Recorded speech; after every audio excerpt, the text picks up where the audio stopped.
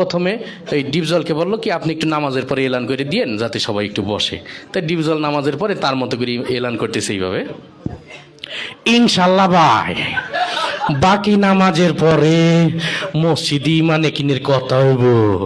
ওই মুসল্লি তোরা গলতে ববি, নাইলে কিন্তু সানডে মানডে ক্লোজ করে দিব, কয়া দিবা লাচ্ছি। তো সবাই তো ভয়ে বসে গেছে, সর্বনাশ যেই লোক এলান করছে না বসলে তো খবরই আছে। তারপরে ওই প্রথম যে ইমানের বিষয়টা, কালেমার বিষয়টা দেওয়া হলো মিশা সওদাগরকে, যে আপনি একটু কালেমার বিষয়টা আপনার মতো একটু সাজাই গুছাই বলেন। তাই মিশা সওদাগর কালেমার বিষয়টা বলতেছে এইভাবে, আমরা দু চোখে যা কিছু দেখি আর না দেখি সব আল্লাহ সৃষ্টি মাখলুক। মাখলুক কিছু করতে পারে না আল্লাহর হুকুম ছাড়া, আর আল্লাহ সব কিছু করতে পারে মাখলুক ছাড়া। তাই যাই হোক সে তার মতো করে বলে গেল। তারপরে নামাজের বিষয়টা ডিপজলকে আবার দিল যে আপনি একটু নামাজের বিষয়টা আপনার মতো করে বুঝাই বলেন।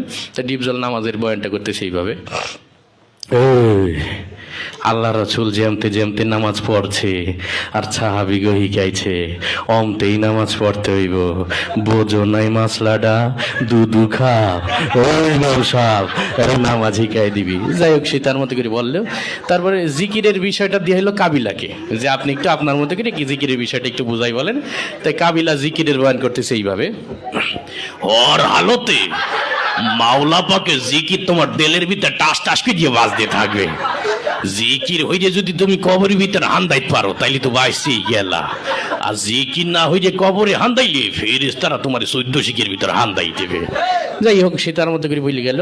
তারপরে একরামুল মুসলিমিন, মুসলমান পরস্পর হৃদ্যতা ভালোবাসা, এটা দিয়ে হইলো নায়ক ওমর সানিকে। তো ওমর সানি তার মতো করে বুঝাই বলতেছে এইভাবে, একজন মুসলমান আরেকজন মুসলমানের দুঃখ কষ্ট ভাগাভাগি করে নেওয়ার নাম একরামুল মুসলিমিন। চৌধুরী সাহেব আমরা গরিব হতে পারি, আপনার মতো বদদিন নই, আমি গত মাসেও 3 লাখ দিয়েছি। যাই হোক সে তার মতো করে বললো। এরপরে ওই সহিনিয়ত, আমরা যা কিছু করবো একমাত্র আল্লাহকে রাজি খুশি করার জন্য করব, এটা দেওয়া হইলো নায়ক মান্নাকে। মরহুম মান্না এসে তার বয়ানটা করতেছে এইভাবে, আমরা যা কিছু করব